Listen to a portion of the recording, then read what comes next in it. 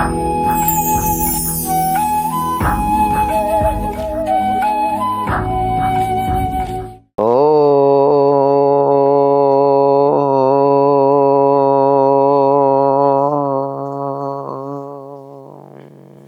గురుభ్యో నమ. శ్రీ మహాగణాధిపతయ నమ. శ్రీమాత్రే నమ. నీళాతుంగస్తనగిరితటీ సుప్తముద్బోధ్య కృష్ణం పారార్జ్యం స్వం శృతి శత శిరసిద్ధమధ్యాపయంతి స్వచ్ఛిష్టాయాం సృజిని గళితం యా బలాత్కృత్య భుంక్తే గోదా తస్యై నమ ఇదమిదం భూయ ఏవాస్తు భూయః. శ్రీ భూనీల సమేత గోదా రంగనాథ స్వామినే నమః. కర్కటే పూర్వ ఫల్గుణ్యాం తులసీ కాననోద్భవాం పాండ్యే విశ్వంభరాం గోదాం వందే శ్రీరంగనాయకీ. గోదాదేవి శ్రీవ్రతం, అదే స్నానవ్రతం, కాచాయిని వ్రతం, తిరుప్పావై ఆచరిస్తూ తన చెలులందరినీ తీసుకుని తమకు పర అనే వాయిద్యాన్ని ఇస్తాను అన్న కృష్ణ మందిరానికి బయలుదేరి ముందుగా ద్వారపాలకుల్ని, ఆ లోపల నంద యశోదలను, కృష్ణుణ్ణి, బలరాముణ్ణి ప్రార్థించింది మేలుకొనమని, తమను ఏలుకొనమని. కానీ కృష్ణుడు మాత్రం ఇంకా మేలుకొనల. ఎందుకు? సుఖంగా నీళ్ళ యొక్క గుండెల మీద పడుకుని ఉన్నాడు. అందుకని నీలాదేవినే ప్రార్థన చేస్తోంది. కుత్తు విళక్కెరియ కొట్టు కాల్ కట్టిల్ మేల్ మెత్తండ్ర పంచస ఎనత్తిన్ మేలేజి కొత్తలర్ పూకుళల్ నప్పిన్నై కొంగౌ మేల్ వైత్తు కిండంద మలర్ మార్పా பாய் திழவாய் மைத்தட கண்ணினாய் நீயுன்மணாளனை எத்தனை போதும் துயிலெழ ஒட்டாய் காண் எத்தனை ஏலும் பிரிவாத்தகில்லாயால் తత్తువమండ్రుత్తకవేలో రెంబావాయ్. మేము ఎలాగూ ఈ వ్రతం చేస్తాం. వ్రతానికి మాకు మేం చేసిన వ్రతం వల్ల లోకానికి మేలు కలుగుతుంది. దానికి మాకు వాయిద్యం కావాలి. వాయిద్యం ఇస్తానన్నటువంటి వాడు శ్రీకృష్ణుడు నీ గుండెల మీద పడుకుని ఉన్నాడు. ఓ నీలాదేవి అని ఆవిడ్ని నిద్రలేపుతున్నారు. ఎంత హాయిగా నిద్రపోతున్నావమ్మా. గుత్తి దీపాలు చుట్టూ వెలుగుతూ ఉండగా ఏనుగు దంతాలతో చేయబడిన కోళ్లు గల మంచం పైనున్న చల్లదనము, మెత్తదనము, తెల్లదనము, ఎత్తు వెడల్పు కలిగిన పాన్పు మీదకెక్కి గుత్తులు గుత్తులుగా వికసిస్తున్న పూలు త్వరలో ముడుచుకొని అటువంటి పూలతో ఉన్న కేశపాసంతో ఉన్న నీలాదేవి యొక్క స్తనాల మీద తన శరీరాన్ని ఆనుకుని పరుండి విశాలమైన వక్షస్థలం గల శ్రీకృష్ణ ఒక్కసారి నోరు తెరిచి మాట్లాడు. కాటుక పెట్టుకొనిన విశాలమైన కన్నులు గల ఓ నీలాదేవి, నీవు నీ ప్రియుని ఎంతసేపు లేవనీయో ఇంత మాత్ర పెడపాటు కూడా ఓర్వలేకుండట నీ స్వరూపానికి, నీ స్వభావానికి తగదు. ఎప్పుడైనా సరే భగవదనుగ్రహం కావాలి అంటే భగవతి యొక్క దయ కారణం అవుతుంది. అమ్మవారు అనుమతించాలి. అమ్మవారు అనుమతిస్తేనే అయ్యవారు ఏదైనా చేస్తారు. ఆయన కూడా భార్యా విధేయుడేనండి. ఆవిడ అనుమతించాలి. లేకపోతే తనుసైగన్నా చెయ్యాలి వెళ్ళమన్నట్టు. ఆనాడు శివుడు హాలాహలం భక్షించే సమయంలో మృంగుమనే సర్వమంగళ ఆవిడ మింగమంటే ఆయన మింగాడు. తిరుమలలో తనకి స్థానం కావాలి అని అడిగినప్పుడు వెంగమాంబకి అమ్మవారిని ప్రార్థించుకోమన్నాడు వెంకటేశ్వరుడు. అమ్మవారు దయ తలచిన తరువాత ఆవిడికి అక్కడ స్థానం లభించింది. కనుక అమ్మ అనుగ్రహం ముందు కావాలి. అమ్మ అయ్య కన్నా దయగలిగింది. మరి దయ చూపకపోతే అమ్మతనానికి ఎంత లోటు ఉంటుంది, ఎంత తక్కువతనం ఉంటుంది. ఆ స్వభావానికి దయాగుణానికి లోటు అవుతుంది. కనుక ఓ నీలాదేవి, నువ్వు చేస్తున్నది నీ స్వభావానికి, నీ దయాగుణానికి తగింది కాదమ్మా. నువ్వు హాయిగా గుత్తి దీపాలు చుట్టూ వెలుగుతుంటే ఏనుగు దంతాలతో చేయబడినటువంటి పంచశయనం మీద హాయిగా పడుకున్నావు. పంచశయనం అంటే 5 లక్షణాలు కలిగినటువంటి మంచం. సుఖంగా నిద్రపోవడానికి 5 లక్షణాలు ఉండాలట మంచానికి. ఇది మనకి శాస్త్రాలు చెప్పినటువంటి మాట. అయితే ఈ మంచానికి ఏమున్నాయిట? ఎత్తుగా ఉండాలి కదా మొదటి లక్షణం. ఆ ఎత్తుగా ఉండేటటువంటి ఈ మంచానికి ఉన్నటువంటి కోళ్లు ఏనుగదంతాలు. ఎక్కడివి ఏనుగదంతాలు అంటే కువలయాపీడాన్ని సంహరించినప్పుడు బలరాముడు 2 దంతాలని, కృష్ణుడు 2 దంతాలని భుజానేసుకుని కంసుడి కొలువులో ప్రవేశించారు. ఈ దృశ్యం మనకి తెలుసు. 4 దంతాలు. అది 4 దంతాలు ఉన్నటువంటి జాతికి చెందినటువంటి ఏనుగ. దానికి కొంచెం మదం ఉంది, కొంచెం తిక్క కూడా ఉంది. దాన్ని మించి ఆ రెండింటిని పెంచేటట్టుగా దానికి మత్తు కూడా కలిపి పంపించారు. అలాంటి మదించిన మత్తెక్కిన ఏనుగ ఏదైతే ఉందో ఆ ఏనుగని సంహరించి 4 దంతాలని పీకి 2 అన్నదమ్ములు చెరొక భుజం మీద చెరొక దంతం వేసుకుని బయలుదేరారు. మరి ఈ 4 దంతాలు తర్వాత ఏం చేశారు? ఈ 4 దంతాలు ఒక మంచానికి 4 కోళ్లలాగా పెట్టారు. ఆ మంచం మీద నీలాదేవితో పాటు శయనించి ఉన్నాడు శ్రీకృష్ణుడు. కనుక ఎత్తు ఉండడం అనేది ఈ ఏనుగు దంతాల వల్ల మంచానికి వచ్చింది. మంచం ఎత్తుగా ఉండడమే కాదు, చల్లదనం కలిగి ఉండాలి. మనం అనుకుంటాం వెచ్చగా పడుకున్నారని, అది కొద్ది కాలమే. ఎక్కువ కాలం చల్లదనమే కావాలి. చల్లదనం ఉంటేనే హాయిగా ఉంటుంది. గమనించండి, వేసవి కాలం వేడిగా ఉంటే మనం ఎక్కువసేపు నిద్రపోలేం. శీతాకాలం గాని బయట వాన పడుతున్నప్పుడు గాని ఆహా నిద్ర ఎంత బాగా వస్తుంది, ఇంకొంచెం సేపు పడుకుందాం, ఇంకొంచెం సేపు ఉందాం అని అనిపించేట్టు ఉంటుంది. అటువంటి చల్లదనం ఉంటే నిద్రలో సుఖం ఉంటుంది. చల్లదనం కలిగి ఉండాలి మంచం, పరుపు. ఎందుకంటే మనిషి శరీరం వేడిగా ఉంటుంది. ఆ వెచ్చదనానికి ఆ ఉన్నటువంటి పరుపు కూడా వేడిగా ఉంటే రెండూ కలిసి మంట పెడతాయి. కనుక చల్లగానే ఉండాలి. అది వెంటనే మనిషి యొక్క శరీరంలో ఉన్న వేడి ఆ చల్లదనం కలిసి సమ ఉష్ణ స్థితికి రావడం జరుగుతుంది. సుఖంగా ఉండడానికి వీలవుతుంది. కనుక చల్లదనం ఉండాలి. దాంతో పాటు మెత్తదనం ఉండాలి.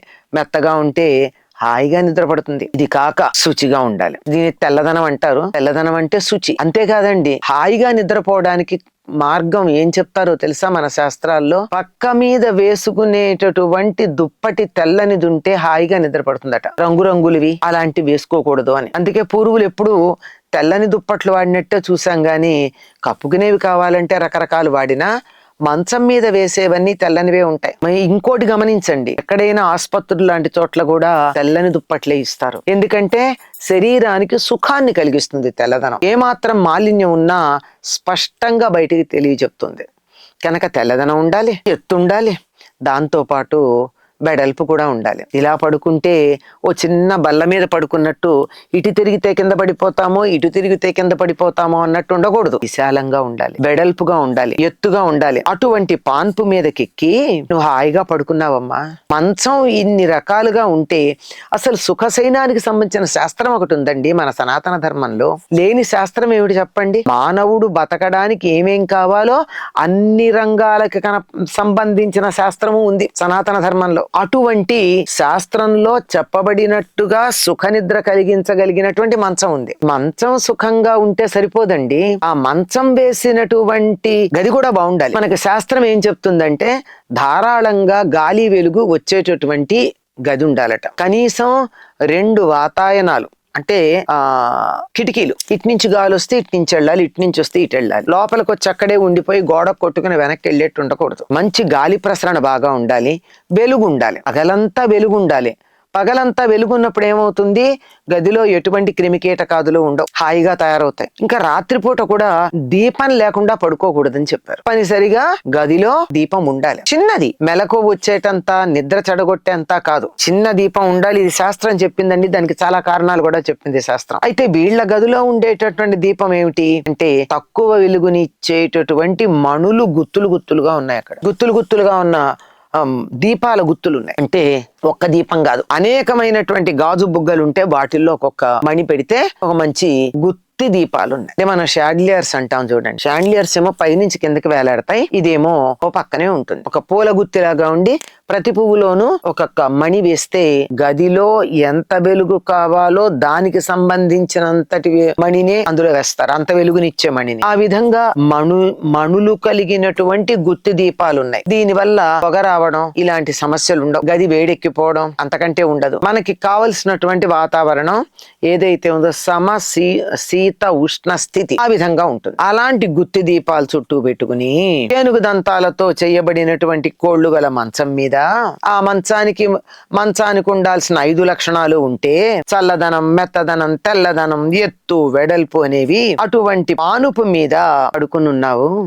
ఎంత హాయ్ అండి. పడుకోవడానికి సౌకర్యంగా ఉండేటటువంటి ఓ మంచం, ఓ గది ఉన్నాయంటే దాన్ని మించిన వైభోగం ఏముంటుంది? అక్కడ పడుకున్నటువంటి నీలాదేవి ఎలా ఉంది అంటే తలలో ముడుచుకున్న కేశపాశం, పూలు తలలో ముడుచుకున్న కేశపాసం. గుత్తులు గుత్తులు గుత్తులు గుత్తులుగా వికసిస్తున్న పూలని తల్లో ధరించింది. అంటే సాయంకాలం పూట విచ్చుకునే పూల గుత్తులేవో మాలతి పూలో, రాధా మాధవాలో, జాజులో ఇవన్నీ సాయంత్రాలు కదా విచ్చుకుంటాయి. ఆ విచ్చుకున్నటువంటి పూలు గుత్తులు గుత్తులుగా తెచ్చుకుంది ఆవిడ. ఒకటి కాదు, దండ కట్టింది కాదు, గుత్తులు గుత్తులుగా ఉన్న పూలని ఆ గుత్తులే తెచ్చి పెట్టుకుంది. సుఖ నిద్రపోవడానికి మంచి గుత్తు ఒకటి ఉంటుందండి, గోరింట పూల గుత్తు. ఆ పువ్వుని విడివిడిగా మనం వాడలేం, కనపడవు, ఇంతెంత ఉంటాయి, తల్లో పెట్టుకోలేం. ఆ పూలు పూసినటువంటి ఆ గుత్తి మొత్తం తెచ్చి అక్కడ కింద తలగడా కింద పెట్టుకుంటే అది హాయిగా ఉంటుంది. అంటే తలగడా కావచ్చు, లేదా కొన్ని ప్రాంతాల్లో ఆ గుత్తులు వేసిన పూలదండలు కూడా కడతారు, అది కావచ్చు. ఏవైనా సరే గుత్తులు గుత్తులుగా ఉన్న పూలను తల్లో పెట్టుకుందావిట. పైగా అలా పెట్టుకుని పడుకున్నటువంటి ఆవిడ గుండెల మీద కూడా ఒక అలంకారం ఉంది. తల్లో పూల అలంకారం అయితే ఆవిడ గుండెల మీద ఉన్న అలంకారం ఏమిటి అంటే, ఆవిడ స్తనాలని ఆనుకుని తన శరీరాన్ని ఉంచి విశాలమైన వక్షస్థలంగా కృష్ణుడు అక్కడ పడుకుని ఉన్నాడు. అంటే ఆవిడ గుండెల మీద తల పెట్టుకున్నాడో, తన శరీరం కొంత ఆనిందో తెలియదు, ఆ ప్రాంతాన్ని ఆనుకుని తన శరీరం కలిగి కృష్ణుడు హాయిగా నిద్రపోతూ ఉన్నాడు. అలా పడుకున్నావు, బాగుందయ్యా. నీలాదేవి పడుకుంది, బానే ఉంది. నువ్వు కూడా పడుకుంటే ఏం బాగుంటుంది? నువ్వన్నా లేచి మేము మాట్లాడుతుంటే సమాధానం చెప్పొచ్చు కదా, పోయి అని అనొచ్చుగా, అని పలకచ్చుగా. ఏమీ లేదు నీకు, నోరు తెరిచి ఒక్క మాట మాట్లాడు. కాటుకు పెట్టుకున్న విశాలమైన కన్నులు కలవో నీలాదేవి అని సంబోధించారు నీలాదేవిని. కళ్ళకు కాటుకు పెట్టుకుందిట, అసలే పెద్ద కళ్ళు, కాటుకు పెట్టుకోవడం వల్ల మరీ విశాలంగా కనపడుతున్నాయి. అట్లాంటి ఓ నీలాదేవి, కాటుక పెట్టుకున్న కళ్ళు కలిగినటువంటి ఓ నీలాదేవి, నువ్వు నీ ప్రియుడిని ఎంతసేపు కదలకుండా కట్టిపడేస్తావు? నీ దగ్గర ఉన్నాడు కదా, రానీయట లేదు, ఎప్పటి వరకు కట్టిపడేస్తావు? ఎప్పటి వరకు రానీయకుండా ఉంటావు? ఇంతసేపు ఇంత మాత్రపు ఎడబాటు కూడా ఓర్వలేకుండటం నీ స్వరూపానికి, నీ స్వభావానికి తగింది కాదు. ఇందాకే అన్నారు కదా, దయాగుణం కలిగి ఉండాలి. ముఖ్యంగా అమ్మవారికి దయాగుణం ప్రధానమైనటువంటి లక్షణం. నువ్వేమిటి, నీ గుండెల మీద కృష్ణుడు పడుకొని ఉంటే మేము లేపుతూ ఉంటే కదలకుండా చేస్తున్నావు. ఎంత ఆకాసేపు కూడా నువ్వు నీ ప్రియుడిని వదిలి ఉండలేవా? ఎంత అదృష్టవంతురాలివి నువ్వు. నీ ప్రియుణ్ణి వదిలి ఉండలేవు గాని మేం మాత్రం మా ప్రియుణ్ణి వదిలి ఎప్పటి నుంచి ఉన్నాం. కొంచెం సేపు ఉండడానికి నీకు ఇబ్బందిగా ఉంది. మా బృందావనాన్ని నుంచి కృష్ణుడు వెళ్ళిపోయి చాలా కాలం అయింది. అప్పటి నుంచి మేము విరహవేదంతో ఉన్నాం ఆయన్ని చూద్దామని. మాది ఎంత దీర్ఘకాల నిరీక్షణ. అక్కడే ఉంటే నీకు అంత విరహం ఎందుకు? కాసేపు ఆగచ్చు కదా. ఇవిడ సంబోధనది. నీ ప్రియుడి ఎడబాటుని ఈ కాసేపు కూడా తట్టుకోలేవా? సరైంది కాదు అంది. ఇక్కడ నీలాదేవి వర్ణన చాలా అద్భుతంగా చేస్తున్నారు వాళ్ళు. ఒకటి, తలలో పూలు పెట్టుకుంది. రెండోది, కాళ్లకు కాటుకు పెట్టుకుంది. ఈవిడితో పాటు వ్రత నియమాలు పూనినటువంటి చెలులు కాదు ఈ నీలాదేవి. ఈవిడ వేరు. చెల్లులు కూడా గోదాదేవితో పాటుగా తలలో పూలు పెట్టుకోరు, కళ్ళకు కాటుకు పెట్టుకోరు. నియమాలు చెప్పింది కదా, రెండో రోజే రెండో పాశ్రం చదువుతూ ఉంటే ఎన్ని నియమాలు పాటించాలో చెప్పింది. మరి అన్ని నియమాలలో ప్రధానమైన 10 నియమాలు ప్రధానంగా ఉంటే అందులో మరీ ముఖ్యమైనవి ఏమిటి? మేము తలలో పూలు పెట్టుకోము, నెయ్యి ఉన్నోం, పాలున్నోం, పాలు తాగం, నెయ్యి తాగం, కళ్ళకు కాటుకు పెట్టుకోం. ఇవన్నీ నియమాలు కదా. మరి ఇక్కడ వీళ్ళు ఉల్లంఘించిందే ఈ గోపిక. ఎందుకు ఆవిడ నియమాన్ని ఉల్లంఘించి తల్లో పూలు పెట్టుకుని కళ్ళకు కాటుకు పెట్టుకుంది. అందుకే నీలాదేవిని చూస్తే వీళ్ళకి అసూయ. ఎందుకు పెట్టుకోగలిగింది? వీళ్ళు ఎందుకు కాదన్నారో తెలిస్తే ఆవిడ ఎందుకు పెట్టుకుందో తెలుసు. వీళ్ళు ఎందుకు కాదనుకున్నారు? కళ్ళకి కాటుక పెట్టుకున్నట్టయితే కృష్ణుని చూడ్డానికి ఆ సన్నని కాటుక పొర అడ్డు వస్తుందేమో అని చెప్పి కాటుకు పెట్టుకోలేదు. అట్లా వెళ్ళినప్పుడు ఆ చీకట్లో అసలే నల్లగా ఉన్న ఆయన ఇది ఏం కనపడతాడు? కంటి కాటుకు కూడా పెట్టుకుని పెడితే మన చూపు కూడా చల్లగా ఉంటే ఆయన గుర్తించటం ఎంత కష్టం అవుతుంది. అందుకని అంటుంది. కనుక మనకాయని వాళ్ళ అదృష్టవశాత్తు దర్శనం ఇవ్వడానికి సిద్ధంగా ఉన్నాడు. కానీ నువ్వింకా నిద్ర లేవలేదే, లేచి రావాల్సింది. అందుకని నువ్వేమో సుఖంగా పూలు పెట్టుకుని కాటుకు పెట్టుకున్నావు. అంటే అర్థం ఏమిటి? కృష్ణుడి యొక్క సాహచర్యం, సామీప్యం నీకు లభ్యమైంది. నువ్వు వ్రతం చేయవలసిన అవసరం లేదు. మేము వ్రతం చేసి కృష్ణుడిని పొందాలనుకున్న వ్రతానికే నియమాలు పాటిస్తున్నామో ఆ నియమాల అవసరం నీకేముంది? కృష్ణుడిని పొందిన తర్వాత పూలు పెట్టుకోమని, కాటుకు పెట్టుకోమని ఈ మాటలు అనలేం కదా. ఏదో నెయ్యున్నోం, పాలున్నోం అంటూ మాట్లాడాం మేము. నెయ్యి తినము, పాలు తినము, ఈ మాటలన్నీ అవసరం ఉన్నాయా ఇప్పుడు? లేవు. ఎందుకు? నీకు అవసరం లేవవి. కృష్ణుడు నీ దగ్గరే ఉన్నాడు కనుక నువ్వు పూలు పెట్టుకుంటావు, కాటుగా పెట్టుకుంటావు. మేమే కదా అవేం లేని వాళ్ళం. మరి ఎంతసేపు నీకు లభ్యమయ్యాడు కదా నీ ప్రియుడని నీ దగ్గరే పెట్టుకుంటే మా వంటి వారి గతి ఏమిటి? కనుక కొంచెం సేపు కూడా ఎడబాటు తట్టుకోలేకుండా ఉన్నావా, ఆ దగ్గరికి పంపు. కొంచెం సేపు నీ గుండెల మీద విశ్రమిస్తూ ఉన్నటువంటి కృష్ణుణ్ణి మా దగ్గరికి వచ్చేట్టుగా నిద్రలేపి పంపించు. ఈ కాసేపు తట్టుకోలేను అంటే కష్టమే అవుతుంది. ఇది నీ లక్షణం, నీ యొక్క సహజ గుణం కాదు, ఇది నీ సహజ లక్షణం కాదు. నువ్వు కృష్ణుడి దగ్గరకు వచ్చే భక్తులని అడ్డు పెట్టేటటువంటి లక్షణం ఉన్నదానివి కాదు. అది నీ దయాగుణానికి కొరత వస్తుంది కదా. కనుక ఓ నీలాదేవి తలుపు తీయమ్మా. నువ్వు తలుపు తీయడానికని లేచావనుకో, నీ గుండెల మీద పడుకున్నటువంటి కృష్ణుడు లేస్తాడు. లేస్తే మా మాటలు వింటాడు. ఒక్క మాట కనీసం మీరు వచ్చారానో మాట అనొచ్చుగా కృష్ణుడు. అనను కూడా అంటలేదు. ఎవరి కోసం మేము వచ్చామో ఆయన దగ్గరించి ఉలుకు పలుకు లేదు. ఆపలాగా ఉన్నటువంటి మీరు మాత్రం మమ్మల్ని లోపలికి రానియకుండా అడ్డుకోగలుగుతున్నారు. ఇది నీ స్వభావానికి తగినది కాదు. ఏదో వాళ్ళు రాక్షసులు చేస్తే చేస్తుండొచ్చు, అది రాక్షసులకు సంబంధించినటువంటి విషయం, నీకు కాదే. కనుక వచ్చి తలుపు తీయవలసింది. ఆయనని నీ గుండెల మీద పడుకున్నటువంటి కృష్ణుడు మేలుకునేటట్టుగా చెయ్యవలసినది అన్నారు. ఇందులో మనకి గోదాదేవికి ఈ సుఖశయన శాస్త్రం ఎంత బాగా తెలుసో ఆశ్చర్యం కలుగుతుంది. చిన్న పిల్ల, ఎందుకంటే బొమ్మని చూసిన భర్త అనుకునేటంత అమాయకత్వం ఉన్నటువంటి పిల్ల. బొమ్మ అంటే విగ్రహమే లేండి, కాగితం మీద ఇస్తున్న బొమ్మ కాదు. అంత చిన్న పిల్ల, అటువంటి చిన్న పిల్ల ఇంత వేదాంత విజ్ఞానాన్ని ఉపన్యసిస్తోంది అంటే మరి ఆవిడ సాక్షాత్తు అమ్మవారి యొక్క అవతారం, లక్ష్మీదేవి యొక్క అవతారం. ఇంతకు ముందు పాసురంలో చెప్పారు, సాక్షాత్తు అమ్మవారి యొక్క అవతారం గనకనే ఇన్ని రకాలుగా చేయగలుగుతోంది. అటువంటి గోదాదేవిని కీర్తించుకుంటూ 19వ నాటి పాసురం ఏదైతే ఉందో, అంటే పాసురం ప్రతిరోజు గోదాదేవి స్నానం చేసి శుచిగా